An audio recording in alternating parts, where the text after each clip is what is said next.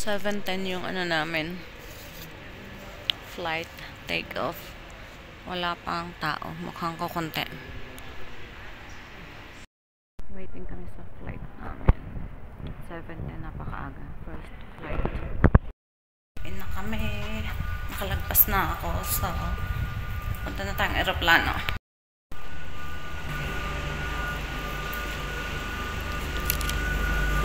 Uy, ang lamig. Ito maliit lang yung aming aeroplano. So, pila pa din dito.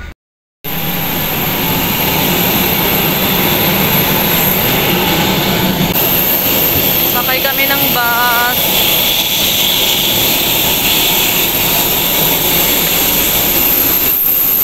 So, this is it.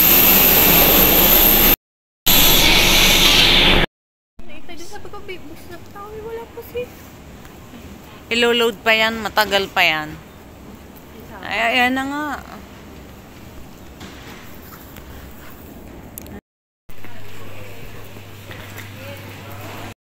Mag-bus lang kami. Sana kami magta-taxi. Nakita ko, andito lang yung bus. So, bus kami. Kaya na kami ng bus. Maraming nag-bus. Sakto lang naman yung lamig.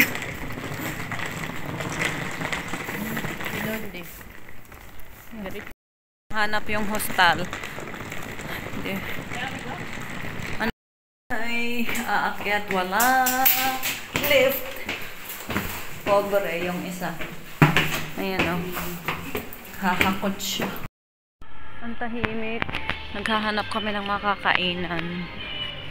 So, malapit lang kami dito sa port. Maganda yung location ng hostel. Hola, senyor.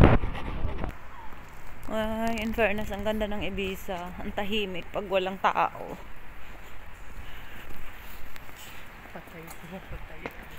Ang sarado lahat. Walang bukas. Dahil national holiday talaga to sa buong mundo. Wala. Bar and grill.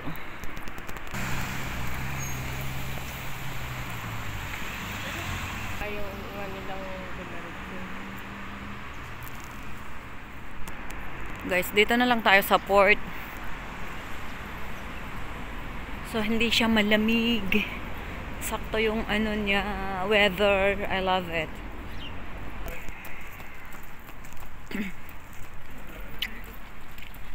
Super close namin sa port. Ayan. So, one night lang kami dito sa Port Manny ng Ibiza. So, dati nakikita-kita ko lang to sa barko nung nakaraan.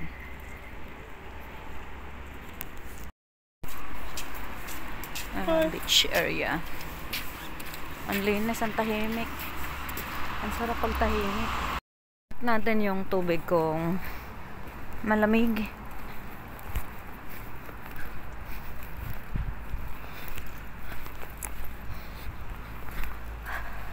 Grabe ang pino ng ano niya.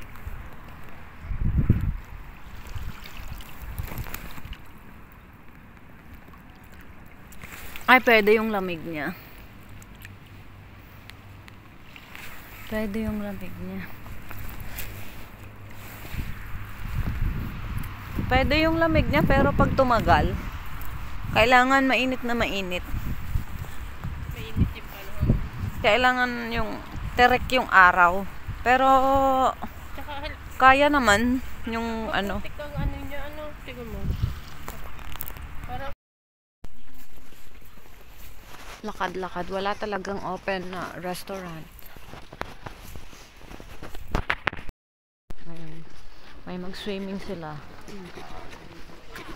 Yung desa sa ba naman? Ah, diba carry. May nagfi-fishing. Oh, san ka? Diba? May isda pala dyan sa iconic na pusa ng Ibiza. Ito ba yun? Hindi ko alam. ay siya. Marami din namang turista eh. Kahit one. Ayan, nakalibot na kami. Linis ng dagat. Yung mga bilog-bilog na yan. Mayroong open.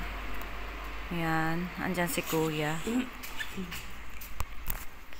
Ayan, ang aming drinks. Medyo mahal yung food. Maliit lang yung serving niya. Talagang good for one lang siya. Hindi siya yung maramihan. Ganda nung kwan siya. Ang ganda niya. Panehe kitay oy. Suya sa paning hapon.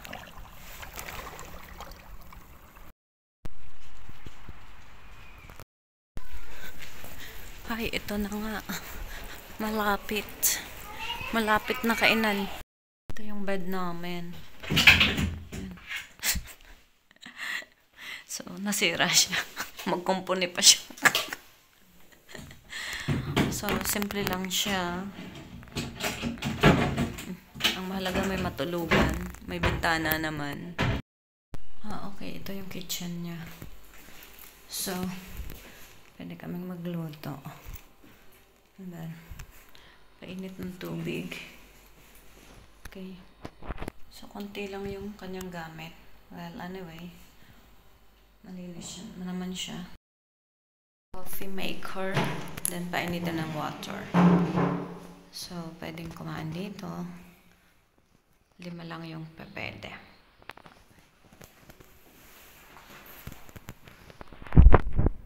Ito yung outside view.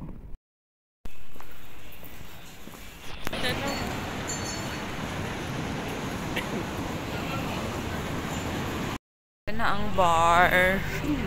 So,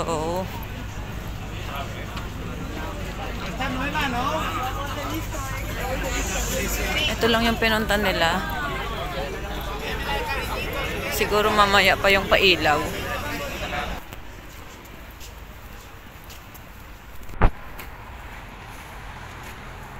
Pero hindi pa kasi sila magtatrabaho at bukas yan. Open lahat ng booth. Hindi Ang ganda ng ulap. Ayun o, kahit gabi, ang ganda niya. Ngayon lang sila nagbukas gabi.